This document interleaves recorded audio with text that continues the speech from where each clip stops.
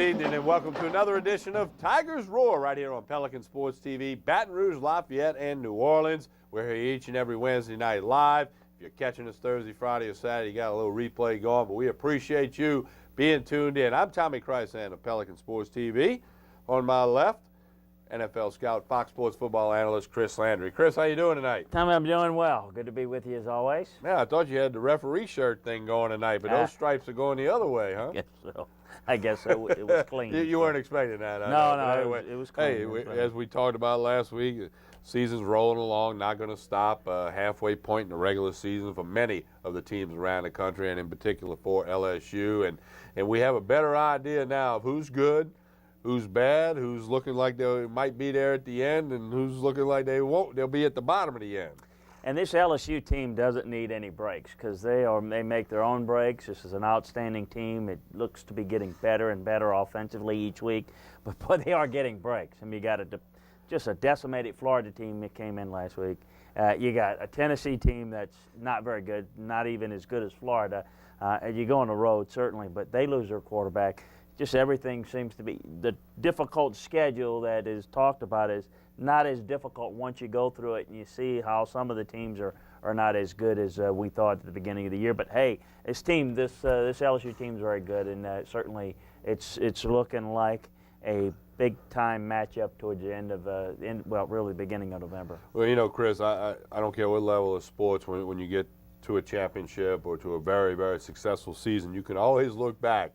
And there's always a couple of little lucky things in there, or good breaks, as you call them, or fortunate situations, Absolutely. whether it be the other team not playing their quarterback, or the way the ball bounced on the fake field goal to Florida last year, or the way the ball maybe bounced into the end zone instead of being a touchback. I mean, it's a game of inches, and certainly there have been some breaks that have gone in the favor of LSU, and that kind of adds up. When you're a good team and you get good breaks, right, that can yield good things. I've always believed that to be in a position to win a national championship, you have to be good. I think to win one, you have to have some luck. And I use Florida State and Bobby Bowden, for example. They were in the top four for almost 10 years, every year.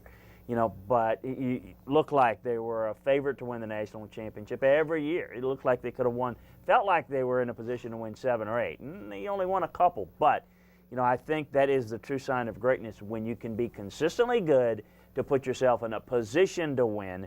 And then to win it, you already have to be good to be in a position to win it. You need a little luck, and so we'll see how it plays out. And on the other side of the coin, you know, those teams that are 2 and 4 and 1 and 5, that's right. They're not getting the good breaks. No. They're not getting the good bounce, the fortunate twist and turn. And they can't take advantage of the ones they do get. Yeah, so anyway, lots to talk about on tonight's program. We'll recap LSU in Florida. We'll preview Tennessee. We'll hear a lot from Coach Miles, a lot from some of his players.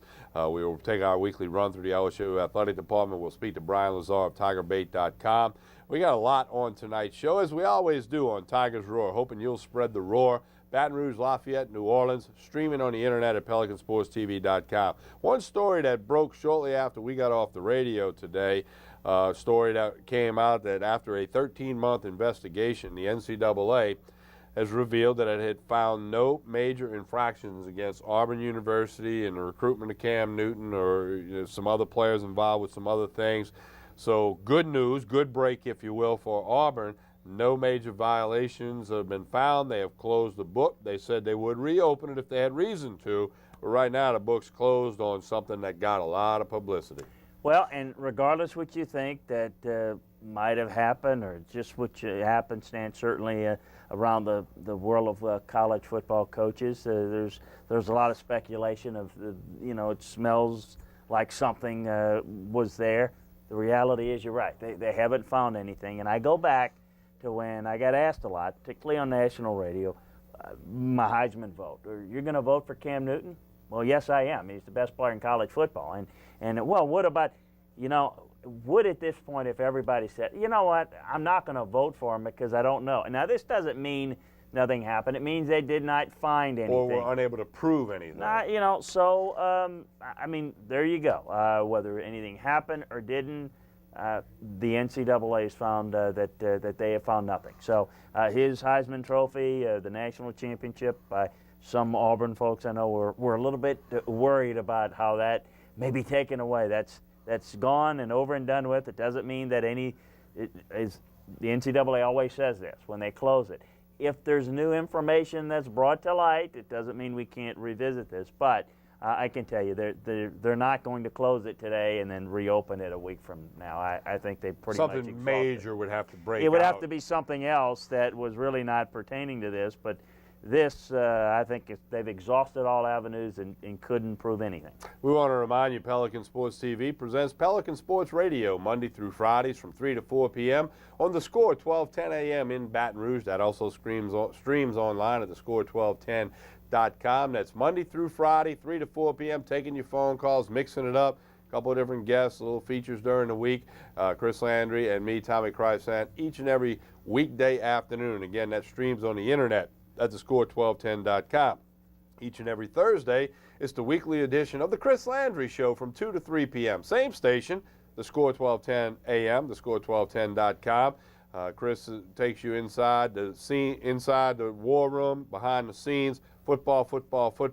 The Chris Landry Show, each and every Thursday from 2 until 3 p.m. Chris, give everybody a hint of what you'll have on this week's edition of the Chris Landry Show. Well, we always break down some of the key matchups in college football and the NFL. We'll do that again. We've got a lot of good matchups in college. Certainly got the Saints play the Buccaneers, so we'll get down into that. We'll talk about the Tennessee Vols, some of the other SEC matchups. Going to talk a little bit about the BCS. The first BCS rankings come out this week.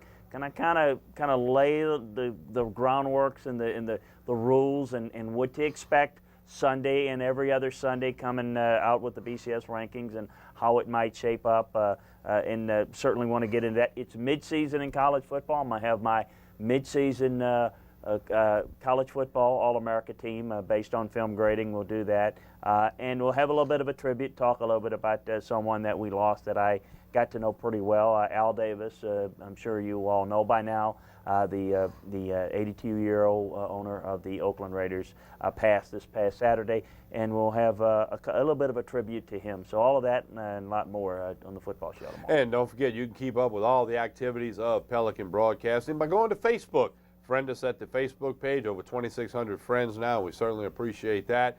Pelican Broadcasting is the Facebook page. Got a YouTube page, which includes clips of things we do here on Tiger Roar, things we do sometimes at different high school stadiums, and other activities of Pelican Sports TV. The Twitter account is at Pelican Sports. And, of course, you can always contact us in the email, pelicanbroadcasting@gmail.com, whether you have a question, a comment, a topic, a thought, or something for a particular member of the crew or staff here. We'll get it to the necessary person. You send the email to pelicanbroadcasting@gmail.com. Again, that's pelicanbroadcasting@gmail.com for your questions, comments, whatever it may be. You do see that on the screen. When we come back, we're going to recap LSU's victory over Florida in Tiger Stadium last Saturday afternoon with Chris Landry. I'm Tommy Kreisand. You are watching Tigers Roar. Spread the roar on Pelican Sports TV.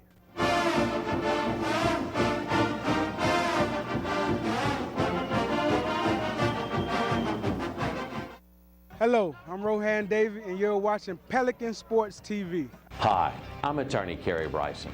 My law firm focuses specifically on helping people try to solve their IRS tax problems. Lately, so many new out-of-state companies are popping up claiming that if you send them money, they can resolve your IRS problems. Well, what happens if they don't? Do you hire an attorney? Maybe you should start with a local attorney that's already handled hundreds of IRS cases right here in Louisiana. When you hire the Bryson Law Firm, you won't be speaking long distance or sending money to some out-of-town high-pressure salesman. You'll meet with us in person at our office right here in Baton Rouge. Your first visit is completely free and confidential, and we'll tell you on the spot exactly how much it'll cost. So if you're hiring a company to resolve your IRS wage levies, bank levies, or tax liens, check their reputation first, then call me, Kerry Bryson, or go to brysonlawfirm.com. If you're a Louisiana resident and you have an IRS problem, hire a Louisiana attorney, Kerry Bryson. Hello, my name is Debbie. Welcome to Debbie's Bridal, a formal affair.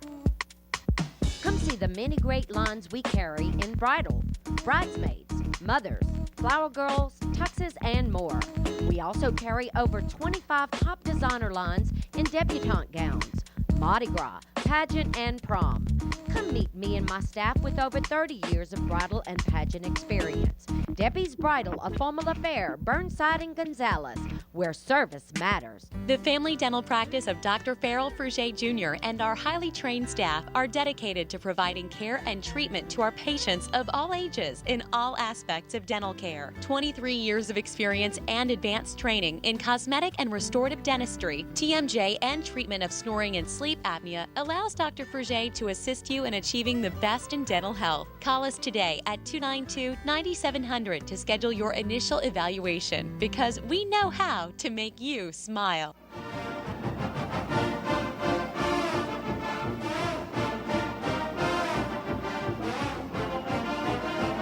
We continue with Tigers Roar right here on Pelican Sports TV. Don't forget, Pelican Sports TV, known for the hunting, the fishing, the outdoors programming, and plenty of local stuff, such as this program, such as the phone's first WJBO Pelican Sports TV post-game show, which will be on at about 6 p.m. today, Saturday, I should say, immediately following the LSU-Tennessee game, and we're there after each and every game. Phone's first WJBO Pelican Sports TV post-game show. We have that on radio and TV, so you should be able to get it on 11:50 a.m., and it'll be on immediately following LSU and Tennessee. This past Saturday in Tiger Stadium, 41-11 was the final tally on the scoreboard. Let's take a look at the stat recap, game stat comparison. It looks one-sided, Chris. First downs, the total yards, 453 to 213. Les Miles probably not real happy with the 9 penalties against LSU. That'll be addressed. A key stat, as always, 2 turnovers for Florida, both via interception. There's none for LSU. Time of possession well in LSU's favor there. Chris, when they scored and went up 14-0 with 6:40 to go in the first quarter, I pretty much felt, hey, LSU's the better team. We knew that maybe coming in. I think they declared that. I think even Will Muschamp knew it was going to be a long afternoon at that point. Oh, well, listen, Florida gave up too many big plays in the first half. They didn't run the ball well enough. Look, the third down, 2 of 11. They couldn't stay on the field. LSU got 24 points off of 24 first half plays. I mean, they did the maximum amount with a minimum amount of plays. Got a big play here. Second play of the game. You know, they just were very efficient, and they wore down Florida. I mean, they just simply wore them down, and they didn't run the football. I mean, they didn't throw the football a whole lot. Didn't need to. Just felt they can control this game at the line of scrimmage, and they did.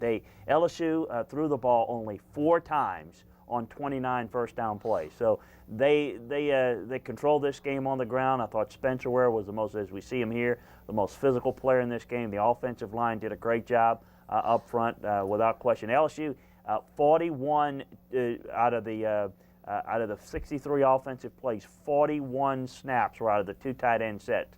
A lot of their jumbo looks who were really physical right up against them. And one of the few passes were the controlled passes. They didn't ask Jarrett Lee to do a whole lot. But he was very effective for the most part when he did so. It was just really a systematic, physical controlling of the game at the line of scrimmage without question. And I thought defensively, LSU did a really good job. They played most of their base front against Florida's Wildcat. Florida, 48 of their offensive plays, of their 48 offensive plays, 19 of them came out of the Wildcats. So you saw LSU play less nickel than most games this year, played 3 linebackers a lot. I see Alfred Blue with a nice run there. And again, they did a good job, I thought, creating good pressure, good blitz pressure. Played 8-man fronts most of the time. And Tommy, when they didn't, they did a good job slanting their front against Florida's offensive line and creating with blitz pressure, with the corner blitz. They slanted their front away from the blitz and forced that run right into the boundary. So they had the answer for the Wildcat, and certainly Florida was not able to do anything offensively. You see here the goal line jump pass, a little bit of a tribute to Florida and Tim Tebow. So, yeah, it was never really a game, quite frankly. It was, as we talked about it last week, an undermanned Florida team. And this LSU team's just too good. I mean, you figure out how this Florida team, or for that matter, when we talk about this Tennessee game, how do you beat LSU? Well, I don't know that these teams right now are capable of beating LSU. They don't have enough firepower. Florida couldn't run it well enough. Tennessee can't run it. We'll talk about them. They're averaging negative yards running the football. So it's very difficult against a very good defense to be one-dimensional against that great defense. Question for you, Chris, about something you said. Well, on all the offensive plays for LSU, I believe you said 41 out of 69 were out of a double tight end or two tight end formation. Does that tell us that was the game plan, was to run the football, two tights, and that if that was successful as they thought it would be, they would just stick to it? Now, had Florida adjusted or did something to keep that from being successful, I'm sure LSU had the other side of the play card to go to with something else. But that tells me that this coaching staff thought they could line up, run it at Florida, beat Florida, dominate the line of scrimmage, which they did, maintain the possession, which they did, the clock advantage, and, of course, the yardage, the points. And they were correct. It did work. Is that an indication of that? Yeah, I think absolutely. I mean, certainly against a loaded front, they took some chances early. You're talking about second play of the game. Ruben Randall, you get the big play. I think the fact that Florida could not get anything done offensively, could never really challenge LSU. LSU was more than content in taking the air out of the ball game. I mean, they weren't necessarily interested in just throwing it around and putting it in harm's way. That's why they ran a lot of two tight ends. We're going to combat the loaded box, and we're just going to run it, going to control the football, and they really relied. Spencer Ware had a lot of after-contact yardage, and I thought the offensive line did a good job. But they were never really threatened by Florida. Had Florida been able to do anything offensively, then I think you would have seen them take a little more chances in the passing game. But there just wasn't much of a need for that. Jordan Jefferson, did a nice job on a couple of throws. Did a good job running the football. I thought they managed that quarterback situation pretty well. But it was just a case of they were just a physically superior team. And I know that sounds weird for fans out there. It's Florida. I understand that. It's Tennessee this week. But this is not the typical Florida and Tennessee. These teams are really undermanned compared to where LSU is right now, to where Alabama is right now, which is why you see Florida back-to-back just getting it handed to them by Alabama and LSU. They're going to be happy to have Auburn on their schedule. Not that they're a slouch, but that's a walk in the park compared to what they faced the past couple of weeks. Well, yeah, I mean, Alabama put 38 points on the board against Florida, and LSU put 41 on Florida. Florida got to look in the mirror. They're a little bit ways away. They're beaten up. Here are some comments from Coach Les Miles and from some of the players recapping the LSU win over the Florida Gators. Felt like we played well in the Florida game. Certainly not perfect, but we won in all three phases. Got off to a great start and scoring in our second play from scrimmage. A well-thrown ball from Jarrett Lee. We put 453 yards of total offense on them, 250 rushing, 215 passing. And again, probably the biggest key is that we have no turnovers. The last game, this past game against Florida, I think halfway into the second quarter, we only had 24 plays. Offensively, where usually we have close to 30 or 40 some plays. So we're still looking to put together a huge offensive night. Statistically, put together some big passing and rushing numbers, but it's going to come. You just got to be patient and wait for your time. But we look forward to showing the country, the world that we have a great offense as well as the defense. We put up 40 points last week. Can't be upset with that any week. Jordan came in and did a good job.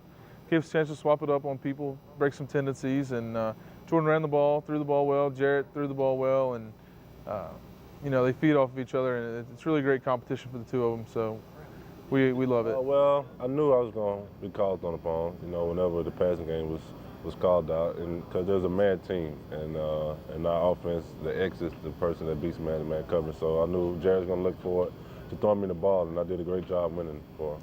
Defensively.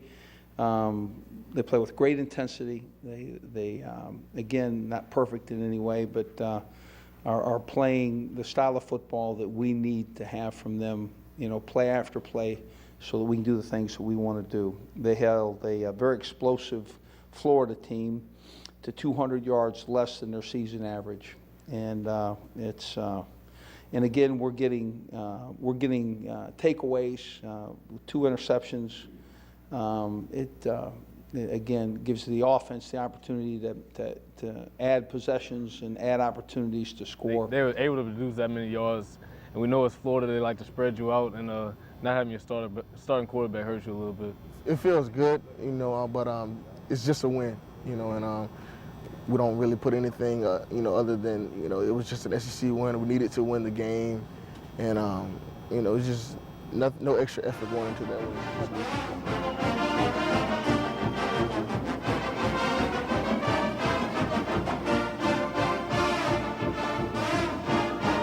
After the win over Florida, the Southeastern Conference gives out their weekly awards, and you saw Will Blackwell in the previous B-roll clip segment. He was named the SEC Lineman of the Week, first time he's honored it. Been honored this season. Didn't allow a sack, part of the offensive unit. 10 knockdown blocks. Will Blackwell had a very good ball game. And Chris, talk about number one, Will Blackwell, and then number two, this LSU offensive line. We all know Dworcik was injured and out for the whole year. T-Bob's been nicked up. Lonergan's nicked up. They've just found a way to put the pieces of the puzzle back together. And yes, the offense has put up a lot of yards. They ran the football very well against Florida. This offensive line, I don't think, is getting enough credit. No, they're not. They really control the line of scrimmage, and they're a really good run blocking unit. And they only gave up one sack. You got to remember, Jared Lee threw it like 10 times and Jordan a couple of times, so there's not a lot of opportunity. Right. Well, we talk about Florida not getting enough big plays. They can't generate any turnovers. Well, when you can control the line of scrimmage and you don't have to drop back and throw it, you're not going to get sacked a lot. You're not going to force the ball into coverage because you don't have to. You don't put yourself in risk situations. And that's why this team has been very good. Well, that doesn't happen unless the play of the offensive line is not as good as it has been. And they've really controlled the line of scrimmage in most every game they've played this year. And I thought this was very, very impressive because the one area where I think Florida can be pretty effective and has been pretty effective most of the year is their defensive front. And LSU was able to block that very effectively. I read where Chris Rainey, Florida offensive, was quoted as saying he still thinks Florida's better than Alabama and LSU. Do we need to send him some tape? I didn't read that. No. Yeah, no, he said he still thinks they were better than Florida, that Florida was better than Alabama and LSU. I think he needs to get some game tape and take a peek. Anyway, 41-11, that's in the books. LSU handles Florida comfortably, to say the least. Up next, another SEC East opponent, as LSU will head up to Knoxville. Here's some comments from Coach Miles and some of the players about going on the road and about Neyland Stadium, a 100,000-plus seat stadium. Tennessee football, very rich in tradition, although the last couple of years have been downtime for them. Here are those comments right now. I think it's a nice start. I don't think there's anybody satisfied with the position that we're in right now. We like, how the season has progressed, but we're very.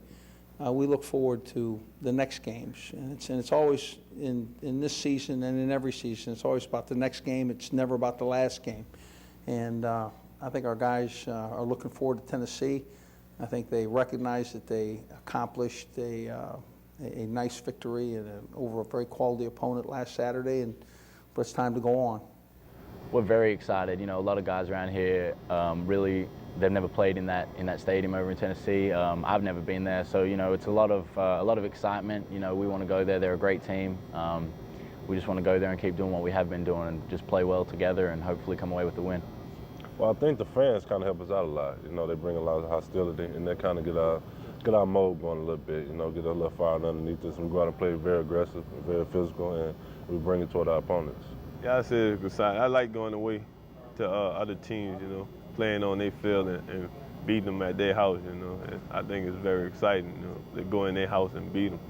So I never played there, but I'm looking forward to playing there. Playing at Neyland Stadium is a joy. I can tell you that it's one of the great places to play in college football, and we look forward to it. It reminds us of a number of places that we've played in this year. And our team seems to get really excited about the opportunity to play in great venues, and I think this will be another one that they'll look back on and go, "Wow, that was a great place to play." We're taught to kind of tune out the people. You know, I don't hear too much. You know, you kind of hear a beaming noise, and that's about it. But for the most part, you know, we work week in and week out to, you know, kind of tune that stuff out and just play football. In the SEC, there are no easy wins. That's a fact. And but you know, I'm not gonna lie. I'm excited to go to Knoxville. I've never been. That's one of the great parts about playing in this conference is you get to go to some of the most amazing football atmospheres in the country, and playing in front of 100,000 people decked out in orange. That's gonna be a pretty fun experience.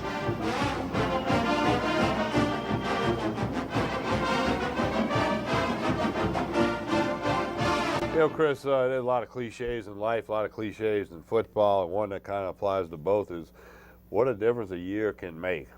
We all know what happened last year when LSU played Tennessee at the end of the game. We don't have to rehash that step by step with the confusion on the Tennessee sideline, the confusion on the LSU sideline, the clock management, the snapped ball, the untimed down, the Ridley into the end zone. It was quite bizarre, to say the least, and it certainly consumed all of the local sports shows, South Louisiana, and even nationally, even game days, Saturday Night Live. I mean, everybody got into that deal. Hard to believe it was a year ago. I mean, it seems so far away. Now, if LSU was not 6-0 right now, let's say they were coming to this about 3-3 or 2-4, I think it'd be a stronger memory. But anyway, it was a crazy ending last year. Everybody knows that. A lot of players that were on the field for Tennessee will be there this Saturday. Likewise for LSU. Coach Dooley, Coach Miles, most of their staff are the same. Let's get some comments from Coach Miles and players on the chaotic or crazy ending of last year's game, and then we'll talk about that.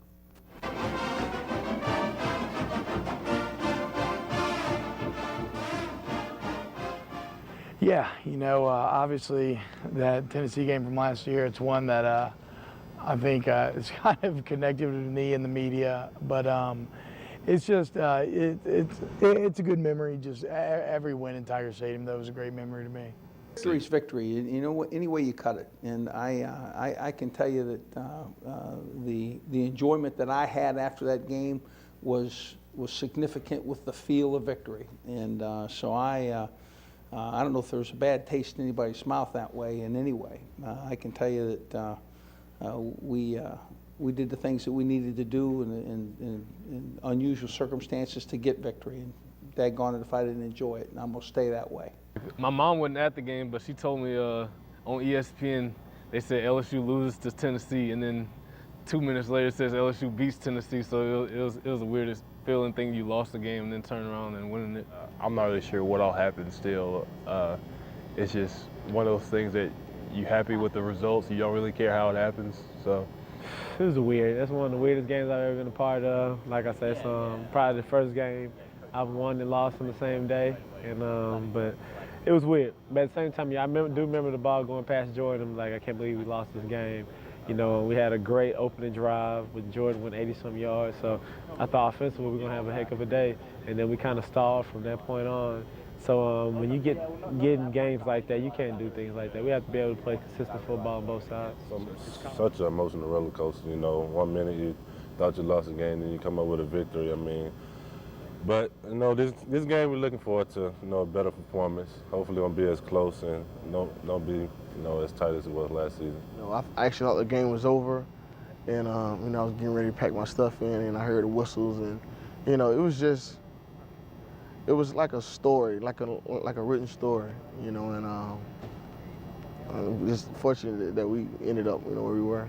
We made some changes really that week that, you know, frankly, you know, will not happen again. So we really didn't have to work on it any more than that. So having made the quick adjustment, we felt like that was good because we work on it all the time anyway. We in a what would be a normal week, we work on our last 2 minute part of the game on Monday and on Thursday. We do it and we put in our 2-a-day package.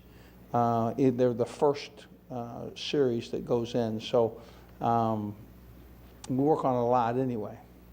He's exactly right. So after that game and from then on, we've made aware of you know, how many people we need to have on the field, or clock management, or getting a play in or who needs to go in, personnel changes. We made sure we fixed everything and that won't happen again. Will Blackwell made fun of me a lot that Ole Miss game that year for not snapping that ball, and so I just when I was watching that clock run down, I could just hear him in my head, and so I just I said I got to do something, so I just snapped it.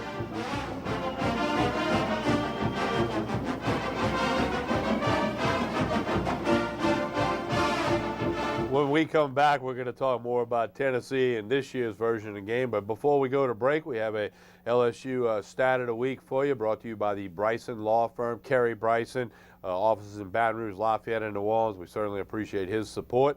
LSU has turned the ball over just 3 times this year.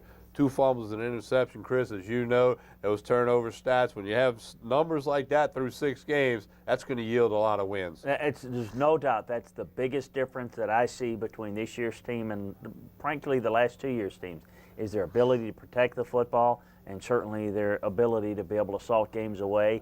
And I think that's allowed for some big play opportunities, but that's been the big difference. Any type of tax issue or tax deal that you have with the IRS, Kerry Bryson's your guy. BrysonLawFirm.com. You see that on the bottom of the screen. You see the phone numbers. He's got offices in Baton Rouge, Lafayette, and New Orleans, the 3 markets which are penetrated by Pelican Sports TV. So anything to do with a tax issue or you need any type of help or resolution, you call Kerry Bryson at the Bryson Law Firm or go to BrysonLawFirm.com. When we come back, we'll preview this Saturday afternoon's matchup in Knoxville between LSU and Tennessee. With Chris Landry, I am Tommy Kreis, and this is Tigers Roar. Spread the roar on Pelican Sports TV, Baton Rouge, Lafayette, and New Orleans, and online at PelicanSportsTV.com.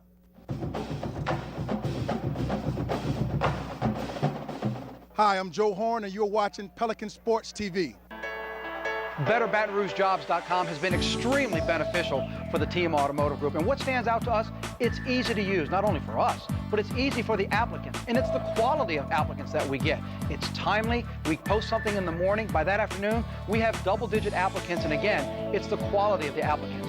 Employers, now is a great time to hire, recruit, and look for potential new employees. BetterBatonRougeJobs.com. It's free for job seekers and great for business. You're on the same flight. We'll be on the same flight, regardless. Yeah, what we should do. Work. Anything together? Do we know that?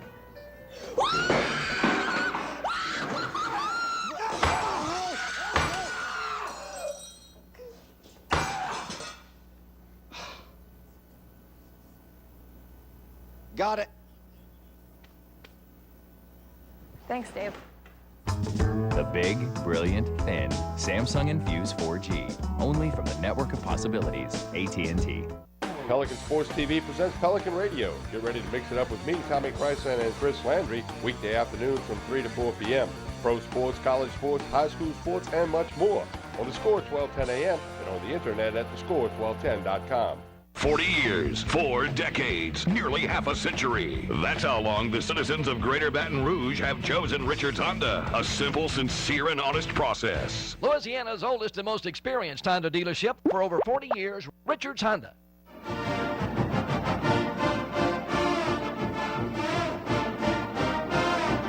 We continue with Tigers Roar right here on Pelican Sports TV, live each and every Wednesday night. We do remind you it's repeated in other markets on Thursday, Friday, and Saturday. So you're catching a replay on Fridays from 5 to 7 p.m. on WHNO TV out in New Orleans. That takes this program to the North Shore, to Bayou Country in Terrebonne and Lafourche Parish, and over to the Mississippi Gulf Coast. Again, friend us at Pelican Broadcasting or email us at pelicanbroadcasting@gmail.com. We can keep you up to speed on all of that.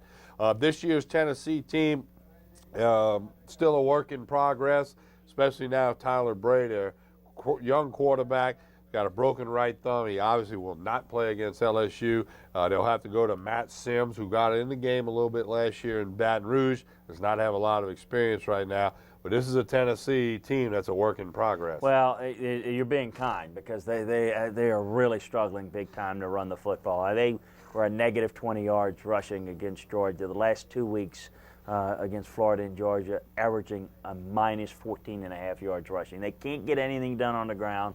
Tyler Bray, of course, they miss Justin Hunter, who's a really good receiver for them. Was a big-time playmaker. but they've just not been able to get anything going consistently in the passing game without a running game. I thought they played fairly well for stretches against Georgia, but they just couldn't sustain things without any running game, and that was the difference in the game against a Georgia defense that's playing better, but quite frankly, it's nothing like this LSU defense. I mean, I look and try to see how are they going to move the football against LSU, and they're not a very good team. I mean, this is not a typical Tennessee SEC caliber team. Last year when we revisited, this LSU team wasn't very good. I mean, offensively it was really struggling. So a game they played beneath their talent level did LSU in most games and made some mistakes. So that game, I don't know that anybody won that game last year. I think both tried to lose it. But this is different. It's a different LSU team. Well, it's a different Tennessee team. I mean, I think they're struggling due to some injuries that could have made this game a little bit more competitive for a while had they been at full strength with their best receiver and obviously Tyler Bray. So I think this is a game in which trying to figure out how they can keep it close for a while is going to be key.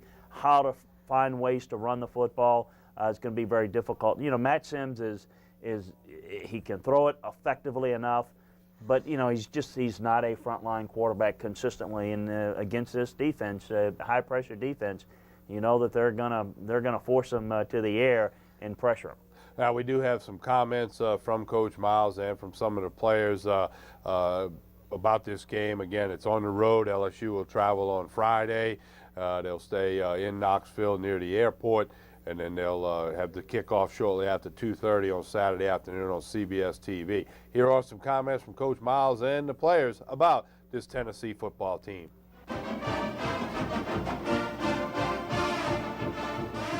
I think Tennessee's a very, very quality football team.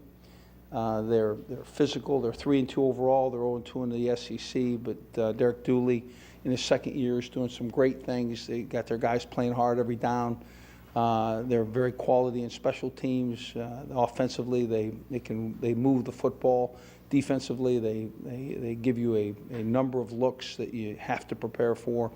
And again, this is going to be a physical game. It is every time we line up and play. I know that their quarterback Bray is expected not to be there for our game. I can tell you that Sims played very well a year ago against us in our stadium. So we understand that they're still very, very capable, no matter who they play at quarterback. It should be a great game. It's an SEC team. They came to our place and they gave us their all. We caught a break, but this time we're gonna try to get it put away early and not hope for a miracle. Their SEC season's virtually done. They all they have to fight for now is really to mess up someone else's season. Of course, last year they feel like we got lucky to come out of here with a victory, and maybe we did, but it's a different season, and we're not going to focus on that. We're going to take this one team at a time, one game at a time, and we're going to play just as intense against Tennessee as we did against Florida or Oregon or anybody else. Yeah, especially the way we won last year, they're going to have a chip on their shoulder, and they're going to work this game a little bit more than they usually would. Well, we figure that we get everybody gives effort against us. They want to take down the #1 team, and that's just something everybody's proud to do, and that makes everybody's season. So that's what we kind of think about things, and we know that they're going to come and try to take it. So we just focus and just practice hard. I think what we need to do in this game is to play like we've been playing, to maintain the consistency that we've maintained, running the football and throwing the football. And I think we need to play well on special teams. It's another opportunity to establish who we are on a road and on the road in a hostile stadium. So it's just play like we're capable, and that's it.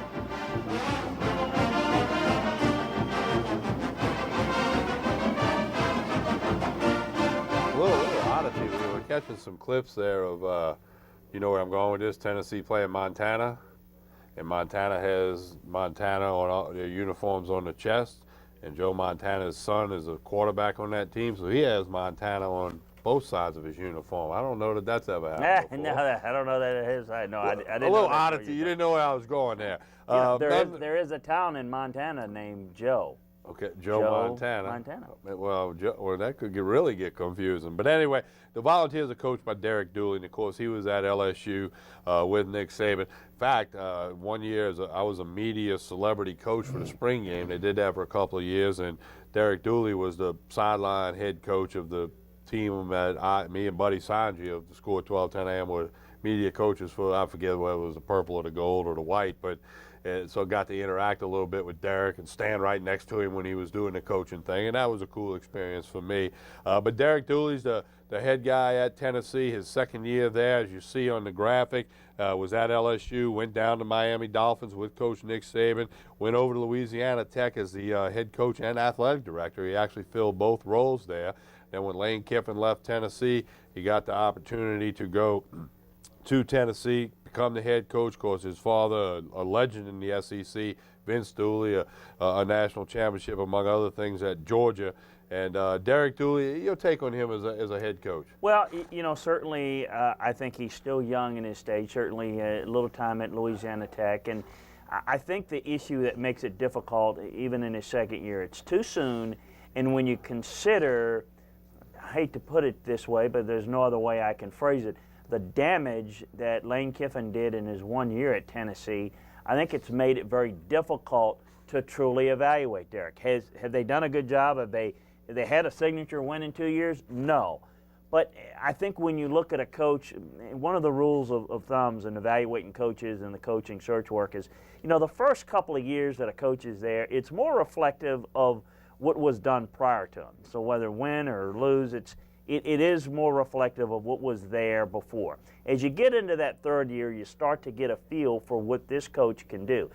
I see some signs, some positive signs, particularly pre-SEC schedule, that they're doing some things. I think recruiting-wise, I mentioned Justin Hunter, both the Rogers kids at running back. Torian Poole was a kid that was left over, a good back. Tyler Bray, there's some good players. There's not enough of them. I think the key to Derek's success, he's going to have to continue to recruit well. They're, believe it or not, getting ready to build a new football operations complex. In fact, they're building it as we speak. I think the chances there that they can really step up and maybe make some noise next year. However, I think that the damage that was done has made it real difficult to evaluate Derek. The bottom line, he's not been very effective, but how much of that's due to his ability versus what was left there? I think certainly he's going to get next year. He's going to get a fourth year, I believe. And I think next year you have to see some positive signs, or else I think that fourth year there's going to be a lot of pressure, because at that point you will have enough of that bad cycle out of you. And I'm not saying that they're going to compete in the East next year, or even the following year it may be difficult. But if they're making positive signs, listen, the East is not real strong, and they're not being. So they should be able to make gains. Yeah, I mean, Florida's certainly going to come back. Georgia's going to figure it out one way or the other, and South Carolina is still going to be around. So, but none of them are great teams. It's not like you see Tennessee, and certainly this week it's probably 3 weeks in a row in which they're going to be just over in the SEC. Yeah. That's tough. Yeah, and then time will tell. Now, offensively, Tennessee is banged up, as we said. Tyler Braid, a young quarterback who they're hoping's really good in a couple years. Broken thumb, he's out for the game. Here's some comments on the Tennessee offensive scheme by Coach Miles and the players, talking about the offense for the Volunteer football program at Tennessee. They're going to do the things that they do best. I think Sims runs the offense in a very similar way that Bray would. I just don't think that he'll have the most recent experience, but he's very experienced, and he'll step in and do, he'll do a very, very quality job, I'm sure. I heard about their quarterback breaking their hand, so they have a little bit more experienced second-string quarterback, I think, that Florida has, so they're probably going to still be more in their regular offense. It's unfortunate that they're going through the quarterback situation right now, but it's not anything we're asking for, because we want every team's best effort. So You know, it's unfortunate for them, but we're going to take it like we do every week. You know, and they definitely took a big loss, you know, with Bray, you know, at quarterback. But I think Sims can definitely, you know, come in there and, you know, do the job for them. So it's really about us just, you know, not taking him lightly, you know, not taking those big-time receivers they got for granted, you know, just trying to stay focused. You know, definitely want to keep those guys in front of us and just play physical with them. Definitely got a big-time arm, and, you know, he has a receiver that has the most receiving touchdowns in the country right now. So, you know, we just want to play physical with those guys and just do our job.